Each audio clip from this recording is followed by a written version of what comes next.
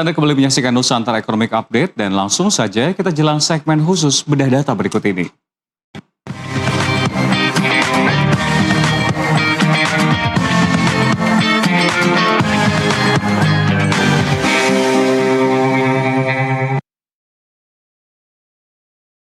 Ya, pemirsa, selama puluhan tahun kita memang selalu mengukur kekuatan militer dari berapa banyak personil yang berbaris di lapangan atau seberapa megah alutsista yang berparade di jalanan. Namun lanskap konflik modern hari ini, kita akan membongkar kebenaran baru di mana perang bukan lagi sekedar adu otot di medan tempur, melainkan adu ketahanan rantai pasok material strategis di ruang produksi. Dan dalam konflik modern, daya tempur sangat bergantung pada rantai pasok material, yakni tembaga, nikel, hingga tanah jarang atau rare earth yang menjadi fondasi elektronik militer, amunisi, radar, drone, dan sistem komunikasi. Dan di era ini, perang bukan hanya soal wilayah, tapi juga soal siapa yang menguasai bahan baku teknologi pertahanan tersebut, seperti kita katakan apa yang membuat Amerika Serikat dan juga Iran akhirnya berselisih dan juga terjadi perang saat ini.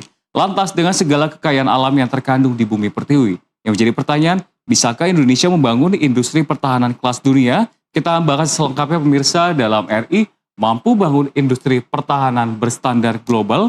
Kita akan lihat bedah datanya pemirsa. Ya, ini kita akan berkaca terlebih dahulu pemirsa dari beberapa data-data contoh perang yang ada di antara Amerika Serikat dan juga Israel, di mana datanya ini menunjukkan memang laporan dari JP Morgan baru-baru ini merilis data yang mencengangkan terkait meletusnya perang Iran pada Februari 2026 kemarin. Hanya dalam waktu 96 jam pertama saja pemirsa. Sekali lagi kita highlight, ini hanya di 96 jam pertama perang Amerika Serikat dan Iran. Ini adalah sejumlah komoditas dan juga mineral kritis yang dipakai oleh Amerika Serikat. Amerika Serikat menguras ribuan kilogram mineral kritis mulai dari tungsten, lalu juga di sini ada kobalt pemirsa hingga sampai ke neodymium, dan tentunya sejumlah mineral kritis yang digunakan ini untuk kebutuhan-kebutuhan mulai dari radar, drone, dan sistem komunikasi canggih mereka. Kita akan lihat pemirsa di sini, ini dalam bentuk kilogram. Ini adalah jenis mineral kritis, rare earth-nya, lalu juga ini bisa dihiraukan saja, namun jika Anda ingin melihat seperti apa negara-negara teratas asal impor Amerika Serikat, di sini kita juga hadirkan sejumlah negara-negaranya pemirsa, namun kita cukup berfokus pada sini saja, di mana Amerika Serikat dalam 96 jam pertama ini sudah menghabiskan ribuan kilogram kobalt senilai 2.197 kilogram yang digunakan volumenya, lalu juga di sini ada tungsten senilai 11.444 kilogram, lalu juga ada neodymium 137 kilogram, samarium 34 kilogram, lalu dysprosium sebesar 7 kg hingga sampai ke amonium perklorat sebesar 124.000 kg pemirsa. Dan di saat yang sama kita akan melihat juga bersama-sama sebetulnya anggaran pertahanan negara adidaya seperti Amerika Serikat yang meroket bahkan hingga lebih dari 830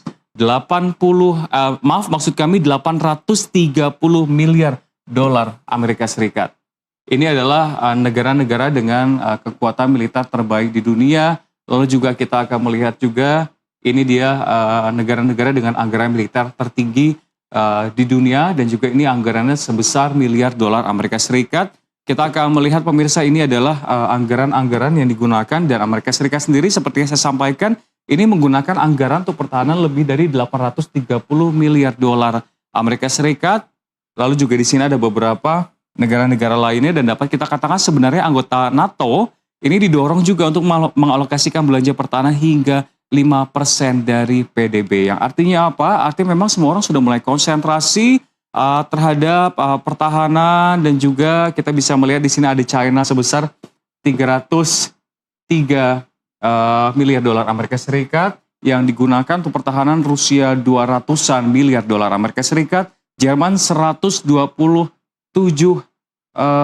miliar dolar Amerika Serikat, India hingga sampai ke Australia sendiri. Apa artinya bagi kita? Kebutuhan material strategis global untuk industri pertahanan memang tidak akan pernah turun. Ia juga akan terus berada di level tertinggi seiring dengan meningkatnya ketidakpastian dunia. Dan kita akan melihat juga pemirsa data-data lainnya.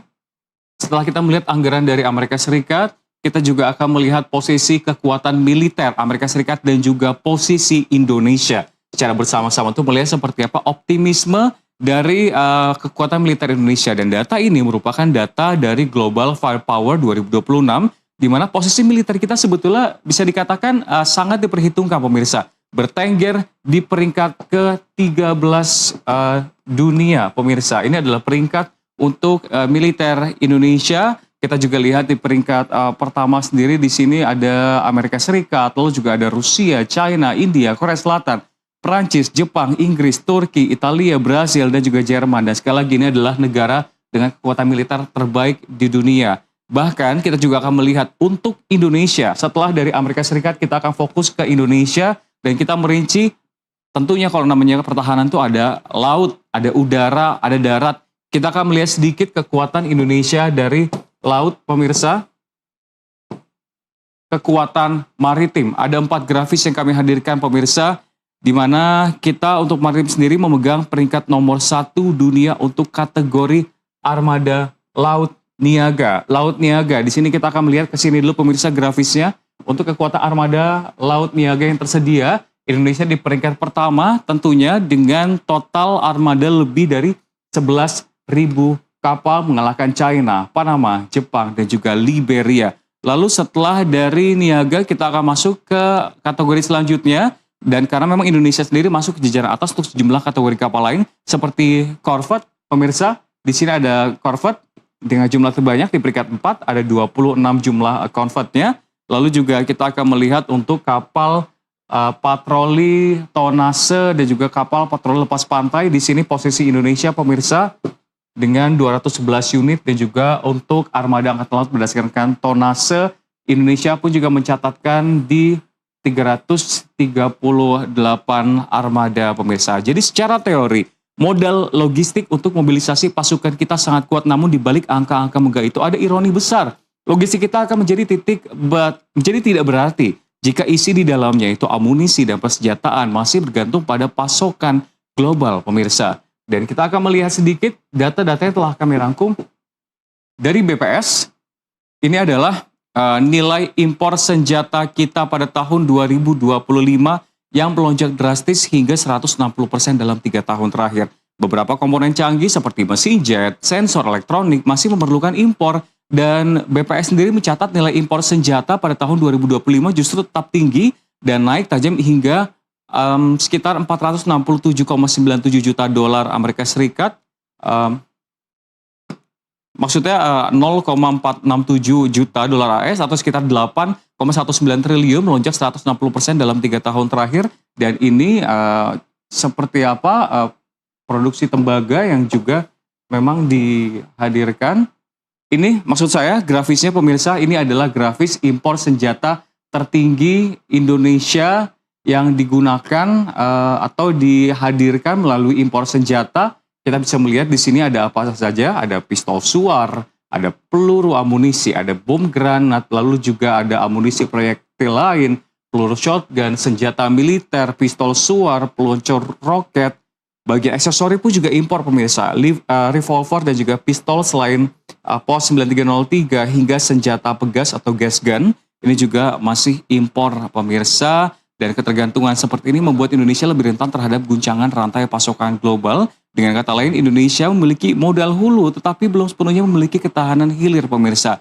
Dan tentunya inilah mengapa hilirisasi tambang menjadi kunci jawaban, karena di ranah militer modern, tembaga adalah salah satu komoditas yang paling strategis. Komoditas ini merupakan bahan baku utama bagi fast moving military goods atau barang-barang pertahanan yang habis dikonsumsi secara terus-menerus. Bayangkan satu buah jet tempur F-35 membutuhkan 1.200 pon tembaga untuk sistem elektroniknya, dan setiap satu butir peluru artileri kaliber 155 mm memerlukan setengah kilogram tembaga.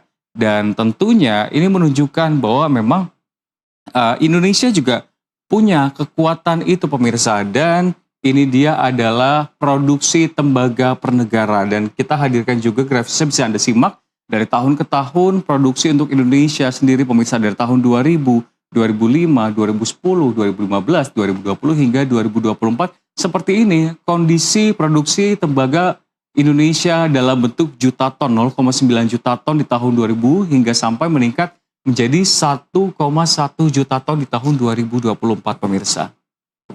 Kita akan lihat lagi data apa saja yang bisa saya bedah. Dan ini adalah data-data yang kami hadirkan juga, salah satunya kembali dari riset S&P yang memproyeksikan permintaan tembaga dari sektor pertahanan global ini akan meledak 3 kali lipat menjelang tahun 2040. Pertanyaannya pemirsa, setelah kita melihat jumlah permintaan tembaga industri pertahanan dari tahun 2020 hingga sampai 2040, kita bertanya-tanya sebetulnya di mana posisi Indonesia dalam peta pasokan ini. Kita akan menuju ke slide selanjutnya. Kita tadi telah melihat produksinya sendiri, lalu juga kebutuhan di tahun ke depannya seperti apa. Dan kita akan melihat posisi epicentrum Indonesia, pemirsa. Karena memang Indonesia berada di epicentrum untuk cadangan tembaga. Tanah air masuk ke dalam jajaran 10 besar dunia dan secara produksi sebetulnya kita sudah menembus peringkat 6 global. Salah satu yang mungkin yang diketahui adalah lewat PT Freeport Indonesia di bawah grup MindID, di mana kita mengoperasikan smelter di Gresik dengan kapasitas raksasa 1,7 juta ton konsentrat tembaga per tahun. Dan posisi ini sekali lagi pemirsa, di sini ada Chili dengan 180 juta ton yang memimpin produksi tembaga global, menyumbang sekitar 18% cadangan. Lalu juga di sini ada Kongo pemirsa, Republik Demokrat Kongo di 80 juta, dan juga kita melihat ada Indonesia di 21 juta ton pemirsa. Dan tentunya kita sudah berhasil memang membuktikan kita tidak lagi sekedar menjual tanah air dalam bentuk mentah, kita juga sudah mampu memprosesnya di dalam negeri menjadi katoda tembaga. Tapi untuk membangun industri pertahanan kelas dunia, langkah kita ini tidak boleh berhenti hanya sampai di level katoda saja pemirsa. Dan sekali lagi, kita kembali ke pertanyaan awal sebetulnya.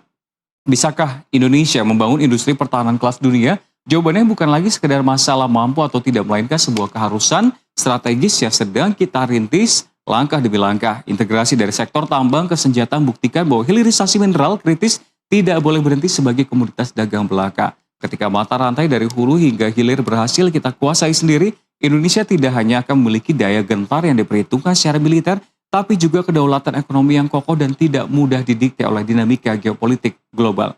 Demikian bedah data yang kita kupas pada hari ini. Kita kembali ke Nusantara Economic Update.